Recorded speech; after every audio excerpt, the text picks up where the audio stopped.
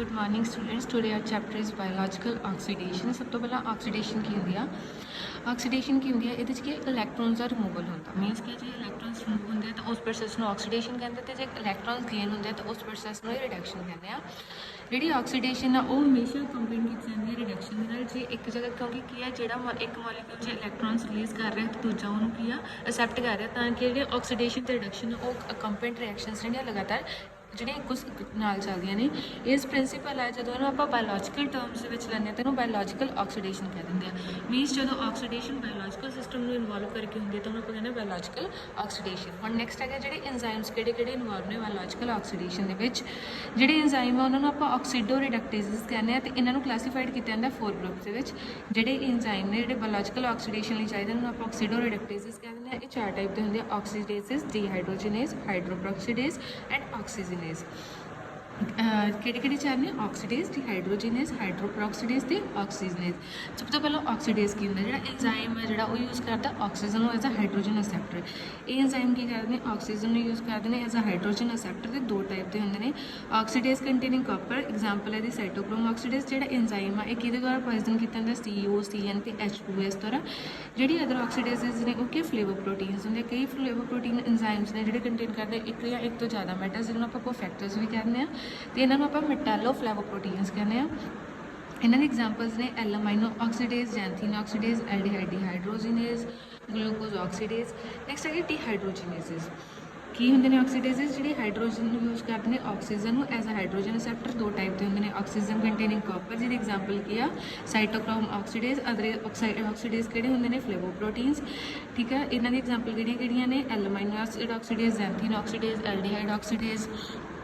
ਡੀਹਾਈਡਰੋਜਨੇਜ਼ ਠੀਕ ਆ ਨੈਕਸਟ ਹੈਗੇ ਆ ਡੀਹਾਈਡਰੋਜਨੇਜ਼ ਇਹ ਉਹ ਐਂਜ਼ਾਈਮ ਹੁੰਦੇ ਜਿਨ੍ਹਾਂ ਦੇ ਵਿੱਚ ਆਕਸੀਜਨ ਨੂੰ ਯੂਜ਼ ਨਹੀਂ ਕੀਤਾ ਜਾਂਦਾ ਐਜ਼ ਅ ਹਾਈਡਰੋਜਨ ਅਸੈਪਟਰ ਇਹਨਾਂ ਦੇ ਕੀ ਜਿਹੜੇ ਦੋ ਫੰਕਸ਼ਨਸ ਨੂੰ ਪਰਫਾਰਮ ਕਰਦੇ ਆ ਇਹ ਹਾਈਡਰੋਜਨ ਨੂੰ ਇੱਕ ਸਬਸਟ੍ਰੇਟ ਤੋਂ ਅਦਰ ਤੇ ਪਹੁੰਚਾਉਂਦੇ ਨੇ ਇਹਨਾਂ ਕਪਲਡ ਆਕਸੀਡੇਸ਼ਨ ਰਿਡਕਸ਼ਨ ਰਿਐਕਸ਼ਨ ਕੀ ਕਰਦੇ ਨੇ ਹਾਈਡਰੋਜਨ ਨੂੰ ਇੱਕ ਸਬਸਟ੍ਰੇਟ ਤੋਂ ਦੂਜੇ ਤੇ ਭੇਜਦੇ ਨੇ ਇਹਨਾਂ ਕਪਲਡ ਆਕਸੀਡੇਸ਼ਨ ਰਿਡਕਸ਼ਨ ਰਿਐਕਸ਼ਨ ਇਹ ਐਂਜ਼ਾਈਮਸ ਕਾਹਦੇ ਲਈ ਸਪੈਸੀਫਿਕ ਹੁੰਦੇ ਨੇ ਸਬਸਟ੍ਰੇਟ ਲਈ ਪਰ ਯੂਟਿਲਾਈਜ਼ ਕਰਦੇ ਆ ਸੇਮ ਕੋਐਂਜ਼ਾਈਮ ਜਾਂ ਹਾਈਡਰੋਜਨ ਕੈਰੀਅਰ ਇਹ ਕੀ ਕਰਦੇ ਇੱਕ ਹਾਈਡਰੋਜਨ ਨੂੰ ਦੂਜੇ ਤੇ ਮੂਵ ਕਰਦੇ ਨੇ ਸਬਸਟ੍ਰੇਟ ਤੇ ਠੀਕ ਹੈ ਨਾਲ ਕੀ ਕਰਦੇ ਨੇ ਯੂਟਿਲਾਈਜ਼ ਕਰਦੇ ਸੇਮ ਕੋਐਂਜ਼ਾਈਮ ਜਾਂ ਹਾਈਡਰੋਜਨ ਕੈਰੀਅਰ ਜਿਹੜੇ ਕੰਪੋਨੈਂਟਸ ਨੇ ਫਰਮ ਦਾ components of respiratory chain for transport of electrons from substrate to oxygen ਜਿਹੜੇ ਇਹਨਾਂ ਦਾ ਸੈਕੰਡ ਫੰਕਸ਼ਨ ਕੀ ਹੈ ਇਹ ਕੀ ਹੈ ਰੈਸਪੀਰੇਟਰੀ ਚੇਨ ਦੇ ਲਈ ਜਿਹੜਾ ਟ੍ਰਾਂਸਪੋਰਟ ਕਰਦੇ ਆ ਇਲੈਕਟ੍ਰॉन्स ਸਬਸਟ੍ਰੇਟ ਟੂ ਆਕਸੀਜਨ ਸਬਸਟ੍ਰੇਟ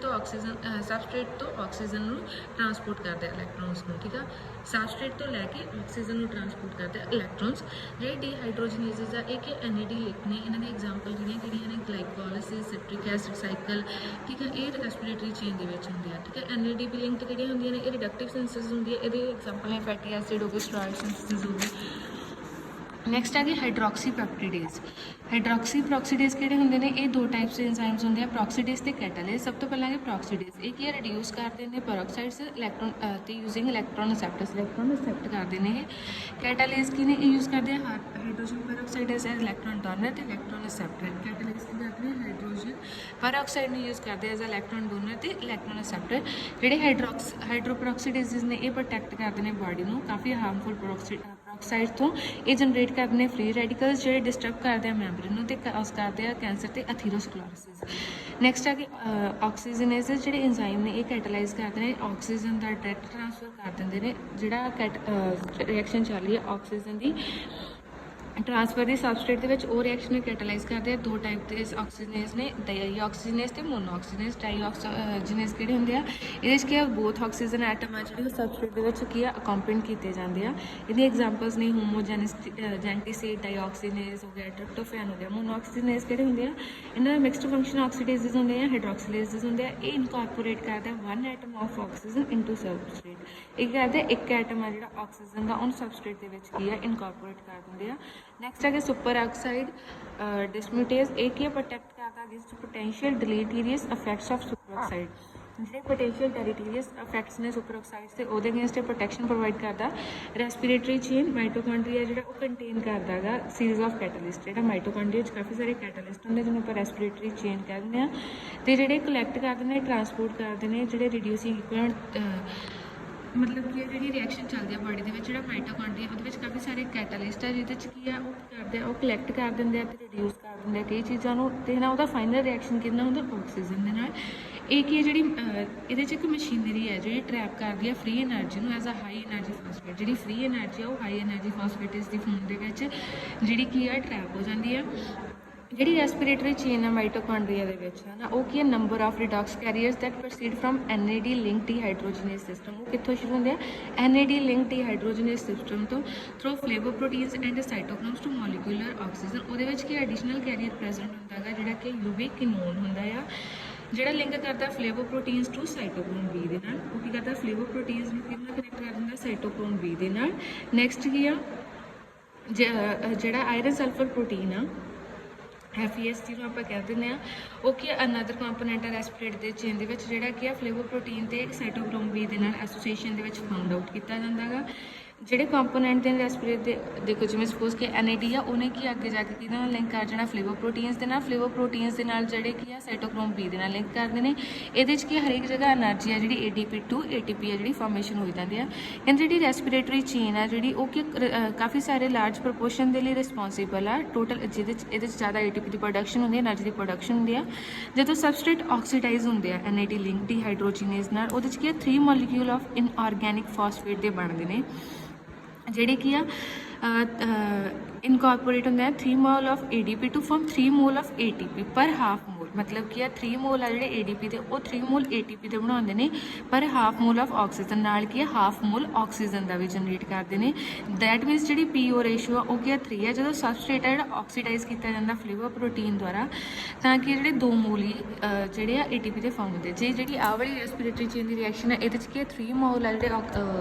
ਉਹਦੇ ATP ਦੇ ਪ੍ਰੋਡਿਊਸ ਹੁੰਦੇ ਨਾਲ ਕੀ ਆ ਹਾਫ ਮੋਲ ਆਕਸੀਜਨ ਦਾ ਪ੍ਰੋਡਿਊਸ ਹੁੰਦਾ। ਪਰ ਜੇ ਕੀ ਦੂਸਰੀ ਰਿਐਕਸ਼ਨ ਹੈ ਜਿਹਦੇ 'ਚ ਕੀ ਸਬਸਟ੍ਰੇਟ ਆ ਜਿਹੜਾ ਫਲੇਵੋਪ੍ਰੋਟੀਨ ਦੇ ਨਾਲ ਲਿੰਕ ਕਰਕੇ ਉਹਦੇ ਤੇ ਡੀਹਾਈਡਰੋਜਨੇਜ਼ ਐਂਜ਼ਾਈਮਾਂ 'ਚ ਐਕਟ ਕਰਦਾ ਤਾਂ 2 ਮੋਲ ਆ ਜਿਹੜੇ ATP ਦੇ ਫਾਰਮ ਹੁੰਦੇ ਆ। ਜਿਹੜਾ ਸਿਸਟਮ ਹੈ ਕਹਿੰਦੇ ਮਾਈਟੋਕੌਂਡਰੀਆ ਦੇ ਵਿੱਚ ਉਹ ਕਪਲ ਕਰਦਾ respiration in the generation of high energy phosphate. ਉਹ ਕੀ ਆ ਰੈਸਪੀਰੇਸ਼ਨ ਦੇ ਵਿੱਚ ਕੀ ਆ ਹਾਈ એનર્ਜੀ ਫਾਸਫੇਟ ਦੀ ਜਨਰੇਸ਼ਨ ਕਰਦਾ। ਇਹਨੂੰ ਆਕਸੀਡੇਟਿਵ ਫਾਸਫੋਰੀਲੇਸ਼ਨ ਵੀ ਕਹਿੰਦੇ ਆ। ਮੈਕੈਨਿਜ਼ਮ ਕੀ ਹੈ ਕਹਿੰਦੇ 2 ਪ੍ਰਿੰਸੀਪਲ ਹਾਈਪੋਥੇਸਿਸ ਆ ਜਿਹੜੀਆਂ ਉਹ ਇਹਦੇ ਲਈ ਮਤਲਬ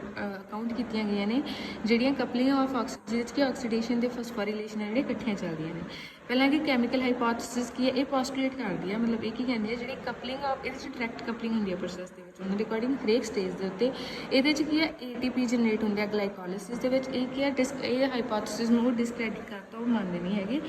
ਕਿ ATP ਦੀ ਜਨਰੇਸ਼ਨ ਨਹੀਂ ਹੁੰਦੀ ਕਿ ਗਲਾਈਕੋਲਿਸਿਸ ਦੇ ਨਾਲ। ਨੈਕਸਟ ਕੀ ਡਿਸਕ੍ਰੈਡਿਟ ਆ ਮਤਲਬ ਇਹਨੂੰ ਇੰਨਾ ਜ਼ਿਆਦਾ ਮੰਨਿਆ ਜਿਹੜਾ ਉਹ ਨਹੀਂ ਜਾਂਦਾ। ਨੈਕਸਟ ਕੀ ਆ ਕਿ ਮੋਸਟ ਅਸਮਾਟਿਕ ਥਿਊਰੀ। ਇਹਦੇ 'ਚ ਕੀ ਆ ਜਿਹੜੀ ਹੈ ਨਾ ਰੈਸਪੀਰੇਟਰੀ ਚੇਨ ਕੰਪਲੈਕਸ ਨੇ 1 3 ਤੇ 4 ਉਹਦੇ ਵਿੱਚ ਕੀ ਆ ਉਹ ਪ੍ਰੋਟੋਨ ਪੰਪ ਦੀ ਤਰ੍ਹਾਂ ਐਕਟ ਕਰਦੇ ਆ ਤੇ ਟਰਾਂਸਲੋਕੇਟ ਕਰਦੇ ਆ ਪ੍ਰੋਟੋਨਸ ਨੂੰ to the exterior of a coupling membrane. Means ਕੀ ਆ ਉਹ ਜਿਹੜੇ ਪ੍ਰੋਟੋਨਸ ਨੇ ਉਹਨਾਂ ਨੂੰ ਅੱਗੇ ਟਰਾਂਸਫਰ ਕਰੀ ਜਾਂਦੇ ਆ ਕਪਲਿੰਗ ਮੈਂਬਰੇਨ ਦੇ। ਦੈਟ ਮੀਨਸ ਕੀ ਆ ਮਾਈਟੋਕੌਂਡਰੀਅਲ ਇਨਰ ਮੈਂਬਰੇਨ ਤੇ ਇਲੈਕਟ੍ਰੋਕੈਮੀਕਲ ਜਿਹੜਾ ਜਦੋਂ ਕਿ ਉਹ ਟਰਾਂਸਫਰ ਕਰਨਗੇ ਤੇ ਕੈਮੀਕਲ ਪੋਟੈਂਸ਼ੀਅਲ ਡਿਫਰੈਂਸ ਹੈ ਜਿਹੜਾ ਉਹ ਜਨਰੇਟ ਹੋ ਜਾਊਗਾ ਜਿਹਦੇ ਨਾਲ ਕੀ ਆ ਜਿਹੜੀ ਮੈਂਬਰੇਨ ਲੋਕੇਟਡ ATP ਸਿੰਥੇਸਿਸ ਹੈ ਜਿਹੜੀ ਉਹ ਹੋਣ ਲੱਗ ਜੂਗੀ। ਠੀਕ ਹੈ ATP ਦੀ ਸਿੰਥੇਸਿਸ ਹੋਣ ਲੱਗ ਜੂਗੀ ਕਿਹਦੀ ਹੈਲਪ ਨਾਲ ATP ਸਿੰਥੇਸ ਦੀ ਹੈਲਪ ਨਾਲ। ਇਨਹਿਬਿਟਰਸ ਕਿਹੜੇ ਨੇ ਜਿਹੜੀ ਰੈਸਪੀਰੇਟਰੀ ਚੇਨ ਆ ਉਹਦੇ ਫਸਟ ਸਾਈਡ ਦਾ ਇਨਹਿਬਿਟਰ ਕੀ ਆ ਬਲੌਕ ਕਰਦਾ FES to Q। ਐਗਜ਼ਾਮਪਲ ਨੇ ਬਾਰਬਿਚੂਰੇਟਸ ਹੋ ਗਏ ਐਂਟੀਬਾਇਓਟਿਕਸ ਹੋ ਗਏ ਪੈਰਕੀਡੀਨ ਹੋ ਗਿਆ A ਤੇ ਫਿਸ਼ ਪਾਇਜ਼ਨ ਰੋਟੀਨੋਨ ਹੋ ਗਏ। ਨੈਕਸਟ ਹੈ ਸੈਕਿੰਡ ਸਾਈਡ ਨੇ ਜਿਹੜੀ ਬਲੌਕ ਪ੍ਰੋਟੀਨ ਸਾਈਟੋਕ੍ਰੋਮ B2 ਸਾਈਟੋਕ੍ਰੋਮ C। ਇਹਦੇ ਐਗਜ਼ਾਮਪਲਸ ਨੇ ਡਾਈਮੈਕਟੋਪ੍ਰੋਲ ਤੇ ਐਂਟੀਮਾਈਸਿਨ। ਥਰਡ ਸਾਈਡ ਇਨਹਿਬਿਟ ਕਰਦੀ ਐਕਟੀਵਿਟੀ ਆਫ ਸਾਈਟੋਕ੍ਰੋਮ ਆਕਸੀਡੇਜ਼ ਤੇ ਜਿਹੜੇ ਇਨਹਿਬਿਟਰਸ ਨੇ ਉਹ ਟੋਟਲੀ ਅਰੈਸਟ ਕਰ ਦਿੰਦੇ ਨੇ ਰੈਸਪੀਰੇਸ਼ਨ। ਐਗਜ਼ਾਮਪਲਸ ਨੇ H2S CO ਤੇ CN। ਅਨਕਪਲਰਸ ਕੀ ਹੁੰਦੇ ਨੇ ਜਿਹੜੇ ਸਬਸਟੈਂਸਸ ਡਿਸੋਸੀਏਟ ਕਰਦੇ ਆਕਸੀਡੇਸ਼ਨ ਇਨ ਦਾ ਰੈਸਪੀਰੇਟਰੀ ਚੇਨ ਦੇ ਵਿੱਚ from ਫਾਸਫੋਰੀਲੇਸ਼ਨ result into uncontrolled oxidation. ਇਹ ਕਿ ਜਿਹੜੇ ਸਬਸਟੈਂਸ ਡਿਸੋਸੀਏਟ ਕਰਦੇ ਨੇ ਆਕਸੀਡੇਸ਼ਨ ਨੂੰ ਰੈਸਪੀਰੇਟਰੀ ਚੇਨ ਦੇ ਵਿੱਚ ਫਾਸਫੋਰੀਲੇਸ਼ਨ ਤੋਂ ਤੇ ਅਨਕੰਟਰੋਲਡ ਆਕਸੀਡੇਸ਼ਨ ਹੈ ਜਿਹੜੀ ਚਲੀ ਜਾਂਦੀ ਹੈ। ਐਗਜ਼ਾਮਪਲ ਕਿਹੜੇ ਨੇ ਅਨਕਪਲਰਸ ਦੀਆਂ 2,4 ਡਾਈਨਾਈਟ੍ਰੋਫਿਨੋਲ ਹੋ ਗਈ ਡਾਈਨਾਈਟ੍ਰੋਪ੍ਰੀਸੋਲ ਹੋ ਗਈ ਪੈਂਟਾਕਲੋਰੋਫਿਨੋਲ ਹੋ ਗਈ। So this is all about biological oxidation.